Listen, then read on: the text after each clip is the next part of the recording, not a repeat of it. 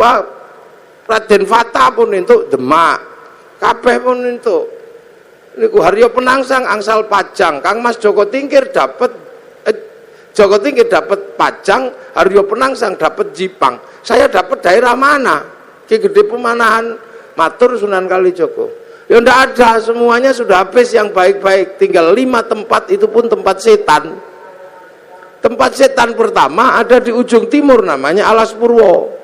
Tempat setan kedua ada namanya Alas Roban. Tempat setan ketiga ada namanya Alas Larangan Cirebon. Tempat setan keempat ada namanya Alas Ketonggo Ngawi. Lah tempat setan yang kelima namanya Alas Mentau lereng Merapi. Makanya kamu milih yang mana? Milih Mentau aja. Wah, kalau kamu milih Mentau, setannya gede-gede, kamu puasa 20 tahun biar ditemani sama Ki Ageng Giring, jangan turun. Puasa 20 tahun di Bang Lampir Gunung Kidul. Ini Pak Doso pasti tahu itu bekas bokongnya itu sampai nyitak begini. Akhirnya apa? Mampu betul buka Alas Mentau, ditemani Ki Gede temani Ki Ageng Giring. Buka Alas Mentau, punya anak namanya Danang Sutawijoyo, mampu menjadi raja. Buka Alas, bikin negara namanya Mataram, yang akhirnya dipecah Belanda jadi 2, Jogja sama Solo. Yang akhirnya dipecah lagi Hamengkubuanan, Pakualaman, Mangkunegaran, Kasunanan. Puasa itu. Ki Ageng Pengging pengen punya anak jadi raja, suruh puasa sama Sunan Kalijaga 7 tahun. Akhirnya punya anak namanya Joko Tingkir jadi Rojo Pajang. Puasa.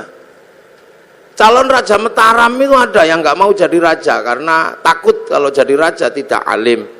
Maka dia keluar dari kerajaan, namanya Raden Bagus Harun, menempuh perjalanan spiritual, puasa 7 tahun di daerah Ponorogo, Kampung Pagotan, di samping sumur.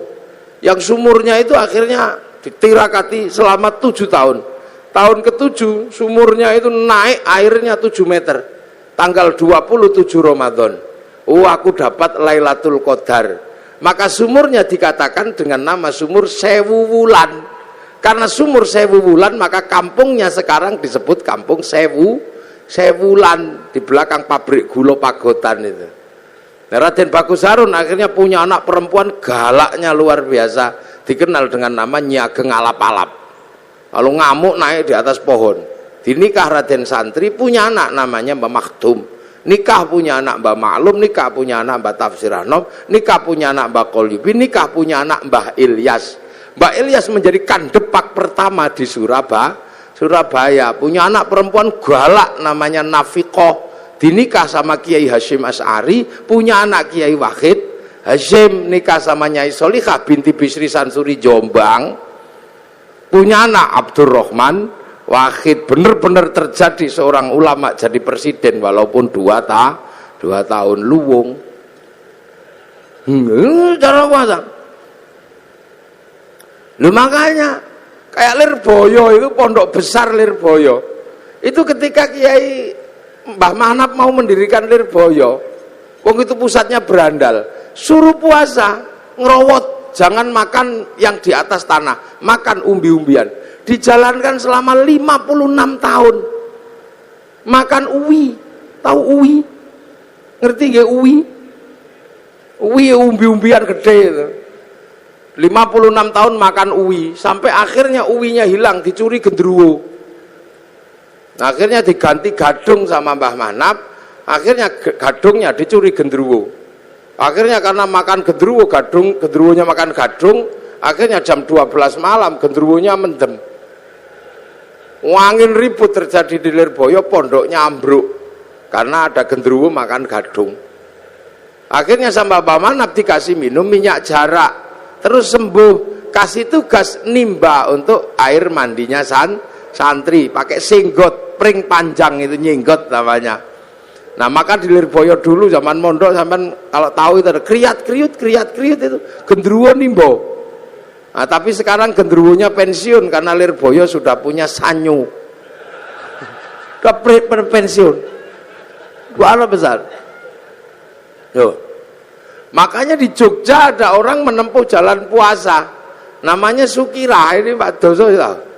Sukirah ini perempuan biasa, tapi punya cita-cita pengen punya anak jadi raja. Padahal bukan tetangganya raja, istri raja juga bukan, maka tetangganya olok-olok paling anakmu nanti jadi presiden, apa jadi raja deh ketoprak. Tapi Bu Sukirah nekat puasa 9 bulan sambil ya Allah, pengen punya jadi raja ya Allah. Itu 9 bulan anaknya lahir, laki-laki keriting jemblok itu dikasih nama Soeharto, itu jadi presiden 32 tahun. Nah, itu makanya dulu jalan puasa ini banyak ditempuh oleh nenek moyang kita. Pengen istri cantik kok ditolak, orang dulu puasa.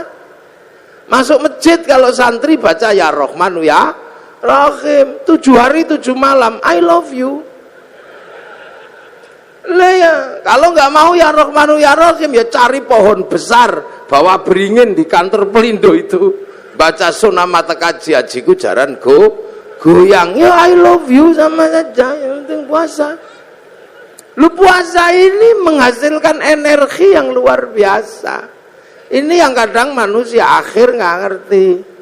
Makanya ayam aja ngerti, kalau pengen neteskan telur puasa 21 hari. Nanti ayam netes.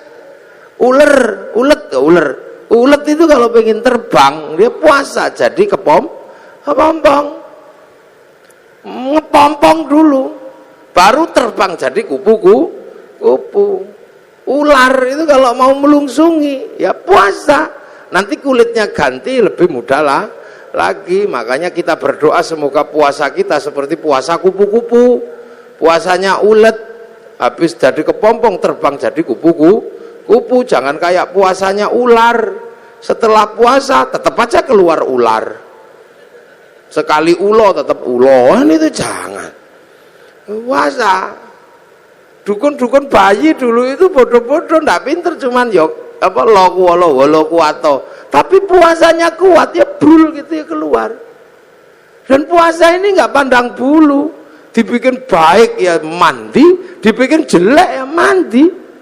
Makanya dukun-dukun santet itu kalau puasanya kuat, santetnya ya teksek. Bahkan orang cari nomor juga puasa. Loh, ini puasa ini menempati ranking tersendiri. Makanya orang-orang tua dulu hobi yang namanya puasa itu. Kalau punya hajat atau besar, puasa deh, puasa. Hasil, saya pernah punya pengalaman orang daftar tentara nggak keterima. Oh, ini angkatan laut. Daftar angkatan laut itu nggak keterima karena tingginya kurang 5 cm. Udah daftar kemana-mana nggak keterima. Akhirnya saya suruh puasa 3 hari. Hari pertama 3 teguk 3 kepal, buka sahurnya. Bacaan apa Gus? Moconen wodowo. Dibaca selama 3 hari wodowo. Begitu waktunya daftar diukur lebih 5 cm. Untung ora iku nih sing dawa kan. Kudune kan dhuwur ngono tapi keliru saya perintahnya. Tapi karena yakin begitu diukur naik 5 cm. Tasyakuran motong sapi. Begitu motong sapi saking senengnya saya ukur ternyata kurang 5 cm. Lah waktu itu meterannya yang mengkeret atau yang baca yang bingung. Nah sekarang ada di Angkatan Laut Surabaya, maka cari aja kalau ada tentara yang kurang 5 cm ya dia itu.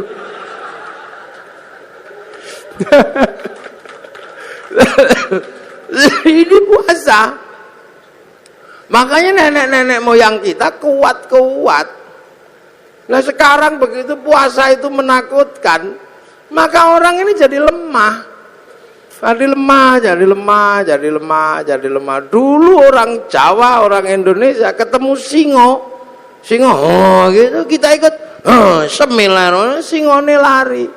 Orang sekarang begitu takut puasa, jangankan sama singa, sama melinjo takut. Nih, monggo Pak melinjo ora samura tahu. Santen itu enggak, kenapa? Kolesterol. Penyakitnya banyak karena nggak ada orang mau puasa. Akhirnya begitu remuk masuk rumah sakit. Dokter harus menangani orang sakit, tapi ketika orang sakit mau ditangani, dokter mengatakan puasa. Ya, puasa dulu. Kalau nggak puasa saya nggak mau ngoperasi. Makanya pasien yang mau dioperasi pun harus puasa. Lu dokter aja ngerti, nah sampean kadang nggak ngerti. Mumpung masih sehat, poso. Jangan kok tiap bulan puasa datang poso maneh. Itu caranya Allah. Dari dulu manusia dikasih senjata yang luar biasa namanya puasa. Gitu. Makanya kalau ada people power enteng-entengan, ada puasa enteng-entengan. Apa puasa enteng-entengan? Diet. Nah, diet itu puasa enteng-entengan. Kan Pak Amin kan mengatakan ada people power enteng-entengan. Nah, puasa enteng-entengan juga ada, namanya diet. Karena kalau diet kenemenen dead. Nah inilah ya. Jadi ini dari zaman kuno. Makanya orang itu kalau puasanya rajin, kuat, nggak takut apa-apa, sehat. Nah sekarang manusia ini dengan puasa takut. Jadi puasa ini kiri kanan oke. Gaya apik mandi, bikin jelek ya mandi. Cuman puasa kita ini berbeda. Kalau puasa yang diajarkan oleh Allah ini la'allakum tattaqun, agar kita menjadi orang bertakwa. Apa sih takwa itu? Takwa itu adalah menghadapkan wajah kemanapun, merasa diawasi oleh Allah. Itu. Oh ini ngaji kalau di syuting itu ya gini, jadi panas. Lampune siji loro. Ngerti wong pelindung Kiai ireng. Lampune diakeh, Pak Doso ngerti Kiai ireng lampune sing akeh. Mengarah ke saya semua ini lampunya, bau panas. Jadi walaupun saya ngadep ke sana, saya nggak lihat ada perempuan di sini, nggak kelihatan. Kalau lampunya ke sini. Takwa itu apa? Menghadapkan wajah kemanapun, merasa dilihat Allah. Nah, makanya orang bertakwa itu menjalankan perintahnya, menjauhi larangannya, karena kemanapun merasa melihat Allah. Lah kenapa kalau merasa melihat Allah, merasa dilihat Allah, merasa diawasi Allah, kok harus puasa? Ya memang itu caranya. Karena manusia itu nggak kenal Allah. Ini nggak kenal. Tapi manusia yang asli kan kenal. Manusia itu yang asli kenal Allah, harus tahu ketemu kok. Sudah pernah depan sama Allah manusia itu. Ditanya sama Allah, kamu lupa nggak kalau aku ini Tuhanmu? Enggak ya Allah, aku akan ingat engkau Tuhanku. Alastu bi rabbikum? Qalu bala syahidna. Ya, saya akan. Ya sudah, kamu turun sekarang. Fanfukhur ruh, maka manusia dari langit diturunkan ke dunia. Langit busu turunkan ke dunia. Ditaruh di mana? Ditaruh di daging dunia. Lah daging ini produksi lokal dari makanan orang tua. Orang tuanya makan, diproses di perut, dikeluarkan jadi jadi umbel, jadi apa. Nah, makanan manusia yang paling intinya itu disimpan di sini, namanya nutfah. Nutfah itu zat hidup yang ada dalam setiap makanan, karena Allah berfirman idza arada syai'an ayyaqula lahu kun fayakun. Simpen di sini namanya nutfah atau mani. Maka nanti kemudian dicampur, punya bapak punya ibu, produk dunia ini, Pak Doso, lampunya dimatikan terus dicampur itu. Terus nanti dititipkan ke rahim ibu. 3 bulan jadi segumpal darah, 4 bulan jadi segumpal daging. Nah kalau sudah jadi daging, maka kemudian nyawa turunkan, manusia yang dari langit diturunkan masuk ke dalam daging. Nah begitu masuk ke dalam daging, lah proses casingisasi dilakukan. Ditempelkan, manusianya ditaruh dalam daging, dagingnya ditambah, kasih tulang, kasih tiang, kasih iket otot, bungkus kulit, tumbuhkan rambut, 9 bulan keluar. Begitu keluar, manusia yang asli sudah di dalam, yang kelihatan bungkusnya. Lah bungkusnya ya tergantung yang buat. Karena yang buat itu pesek, ya keluarnya pesek. Kalau yang bungkusnya kok mancung, ya keluarnya mancung. Kalau yang bikin bungkusnya kok cantik ganteng, nah keluarnya ini.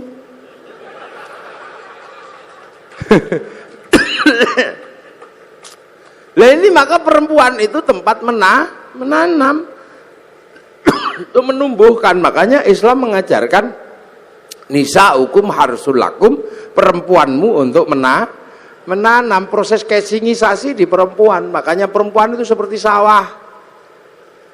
Ini sawahnya, laki-laki ini yang punya sawah. Nah sawah itu untuk nanam. Makanya kalau pengen tanamannya bagus, sawahnya harus bersih. Jangan kok penuh sampah, jangan penuh kotoran, jangan terlalu banyak rumput liar. Makanya biar sawahnya bersih, laki-laki punya tugas membersihkan sawah, belikan lipstik, belikan gelang, masukin salon. Itu loh bener itu, sampean yang punya sawah ini harus bersih, harus tampil cantik. Biar tumbuhannya bagus. Sawah nggak boleh kering, sawah harus selalu basah dan selalu dipupuk.